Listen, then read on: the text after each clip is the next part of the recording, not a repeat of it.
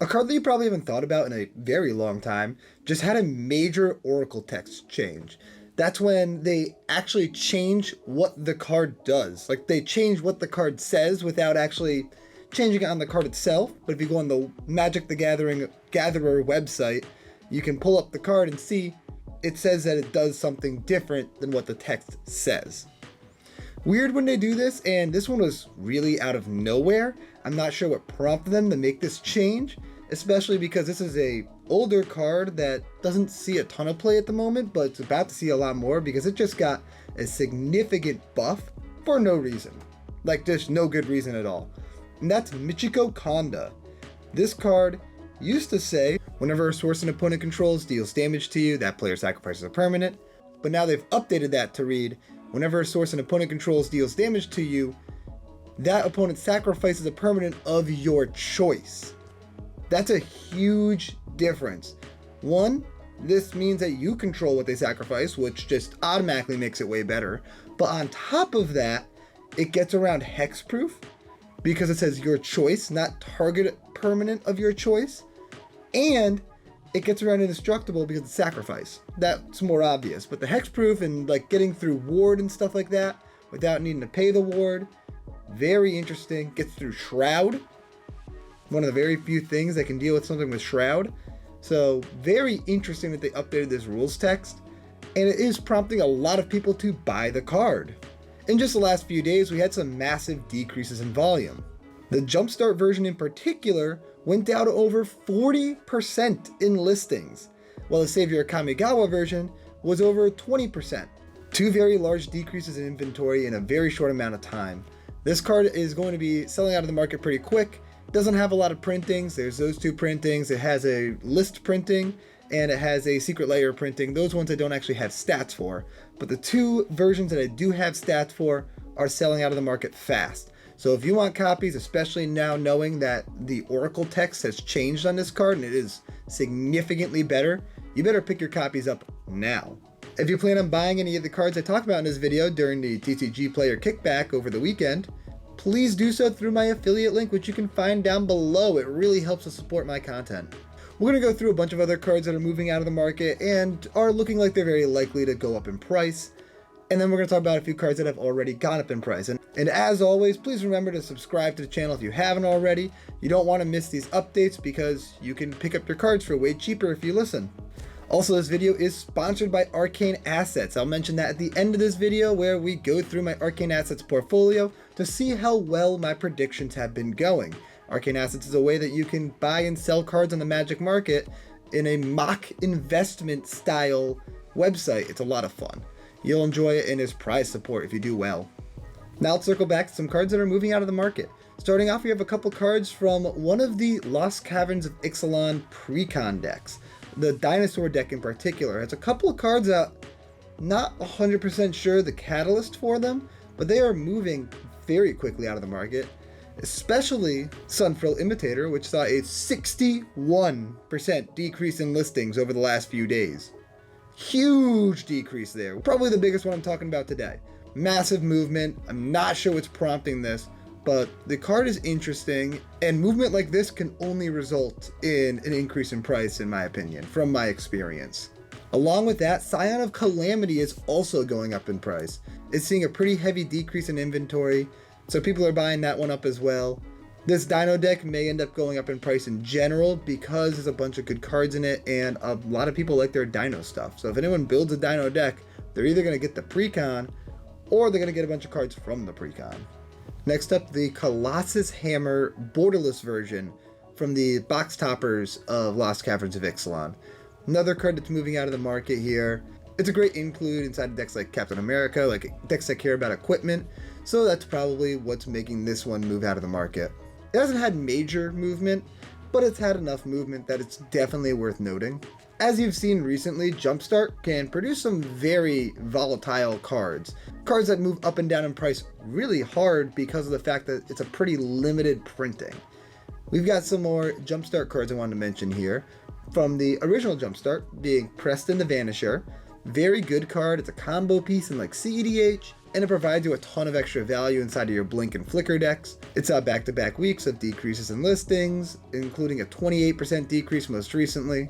And the Anime Spectral Sailor. It's been seeing decreases in listings week after week, and I believe that this card has some legs to go up in price. It's a cool card, great art, and it's probably the best version of the card. People are going to want it if they're going to build with it, so there's enough demand for the card and a limited number of copies of this card that the price is likely to move. Zur Eternal Schemer is back on the move. This card had spiked recently thanks to the precon from Duskmourn, the enchantment precon, and it looks like it's getting a second wind from that. It's the only real explanation I have for why it's decreasing in listings again and the price is already starting to move up again. It's a good card, and so if you weren't able to sell previously during the last spike, looks like you might have another one incoming, so if you held, you might get bailed out. The borderless version of Kellen the Fae-Blooded saw back-to-back weeks of decreases in listings, from an 11% decrease to a 20% decrease. The price really hasn't moved yet and is still 132 listings on the market, so there's a lot to absorb still, but it's something that I wanted to keep my pulse on because it is seeing decent movement. Another Jumpstart card, but this one from the new Jumpstart set, we have Slinza, the Spiked Stampede. This card's very interesting. It slots into a lot of decks. Gruul likes what this does, so makes sense that people can just slot it into a lot of Gruul decks like Wolverine and stuff like that. But it just saw a 55% decrease in listings, and it is a card that's going to be a pretty limited supply thanks to Jumpstart. It's a card that could see a very high ceiling for a price point. So if you don't have a copy yet and you're looking to pick a copy up, I'd do so sooner than later. Thanks to the standard Lizards deck, Hired Claw is seeing a lot of extra play, and both it and the Showcase version have seen massive decreases in listings. The base version saw back-to-back weeks of above 40% decreases in listings, which is massive. That's a huge amount of volume just getting absorbed out of the market. And the Showcase version is following that with over 30% decreases in back-to-back weeks. This is a card that doesn't have a lot of time left if things continue at this rate. Another card with massive movement is Storm Chaser's Talent. Saw almost a 20% decrease last time. This time around, over a 40% decrease in listings. Over 100 copies of this card have sold in the last 5 days. Massive amount. This card is moving out of the market very quickly. We have a couple of foundation cards to talk about now. Sire 7 Death's Borderless continues to sell out of the market. It's a very cool card. The art's sweet. It also has the Eldrazi tax. No matter how good the card is, since it's a big Eldrazi, it's going to be worth more money. And also the Alesha Who Laughs at Fate Mana Foil is seeing a lot of movement. Both these cards saw about a 30% decrease in listings, which is pretty substantial, especially considering this is a new set. A lot of cards have been entering the market from this set due to the fact that everyone's cracking it now, and the fact that the supply that's being added to the market can't keep up with the demand means that this demand is massive, and these cards are likely to continue moving out of the market. Blue-black is seeing a lot of play in Standard. Restless Reef is a fantastic land for that deck, so of course Restless Reef is seeing some movement. Back-to-back weeks of over 20%. If you want to play Standard and you want to play Blue-black, you're going to need this card, so might as well pick him up if you have any plans on doing so. I've talked about Lord of the Rings a bunch of times during this series. There's two cards I want to mention here, both of them being specific Showcase Scroll cards. Aragorn, King of Gondor, has seen huge decreases in listings. Back-to-back weeks that average to be like 30% per week is a lot of cards leaving the market. And the Showcase Scrolls cards are really hard to pull since you can only get them from the Lord of the Rings Holiday Edition, which is now over like $1,500 for a booster box, which is crazy. So not a lot of people are opening this now. So there's not a lot available on the market. So the price is likely to continue upwards, along with most of the things from those holiday boxes. The other one I wanted to mention is Lotho. Both these cards are fantastic playable cards.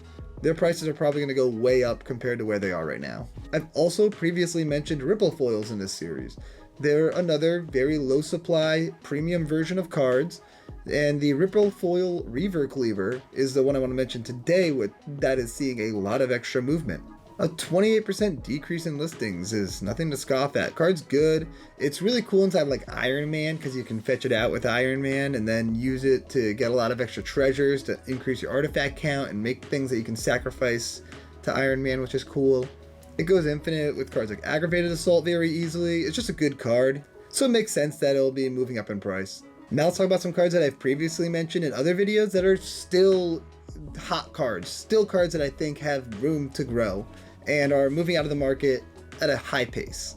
We have Hexplate Wallbreaker Extended Arts. I called out the regular version a long time ago, and those have paid off amazingly. And the Extended Arts are now following suit. They already have moved up in price, but if the regular version has anything to show for the price point, the Extended Art version still has like $3 to $4 to go, so you can expect movement on that card. Thrumming Stone is arguably the best card in any Heir Apparent deck, so of course Thrumming Stone's got to be moving out of the market. The original version from Cold Snap just had a 36% decrease in listings, and the reprint also had a pretty substantial number of copies leave the market.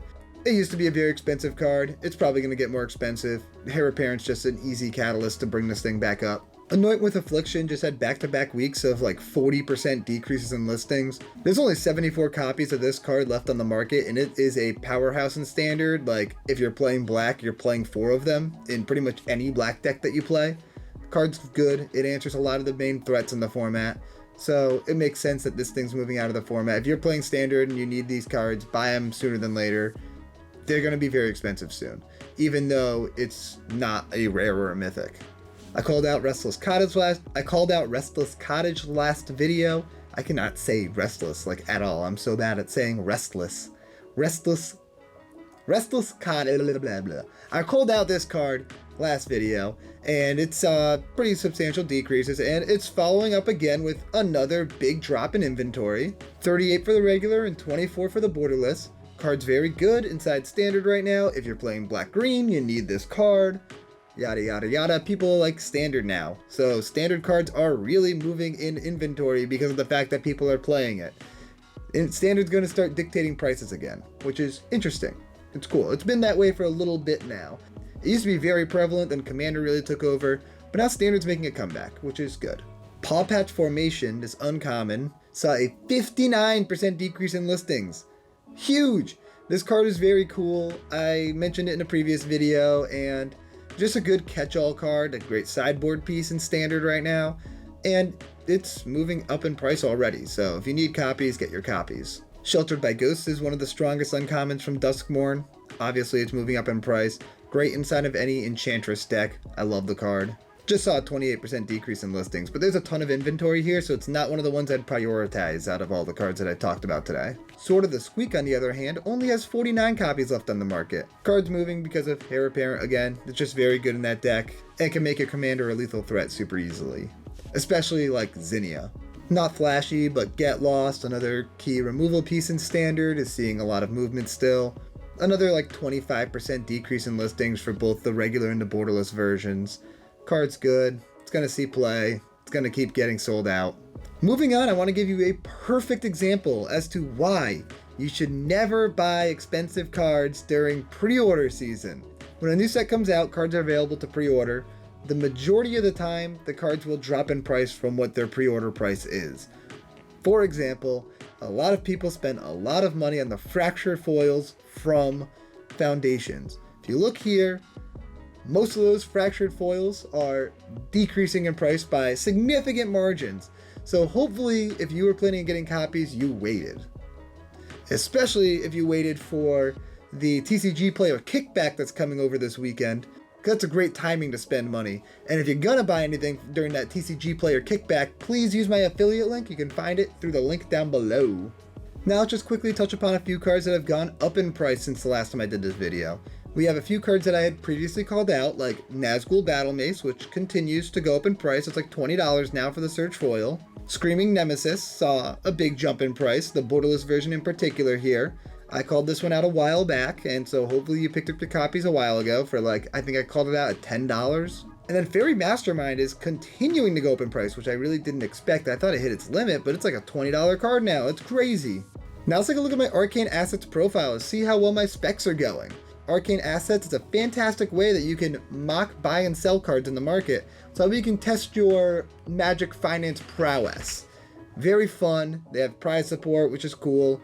and they've got the cool leaderboard. So on the leaderboard, you can see my specs are doing pretty good because I'm in 5th place overall. And here's my portfolio. As you can see down below, you can see my transaction history recently. Since the last video, I bought a few different cards, including Sunfrill Imitator, Michiko Konda, Restless Cottage, Slinza, Anoint with Affliction, which I wish I bought a while ago, and Scion of Calamity. So a bunch of new buys. I had a bunch of credits available, so I was able to just buy up everything. I still have more available. Not sure if there's anything else I want to buy at the moment, but my portfolio is looking pretty good here. And those Restless Cottages have already gone up in price, which is fantastic. I'm already up 16% on those. I'm about ready to sell the Hexplate Wall Breakers and the Joyras. The Arabos, I'm still waiting on those to go up in price because of the fact that the card is already $25 plus. It's just a matter of time for it to update on Arcane Assets. So if you want to try out Arcane Assets, I highly recommend you do. Down below, you can find my compiled link, and in there you can find a link to Arcane Assets. I would highly recommend that you just immediately buy a bunch of Arabos, because that card is guaranteed to go up. I hope you enjoyed this video, and I'll see you next time. Peace out, everybody.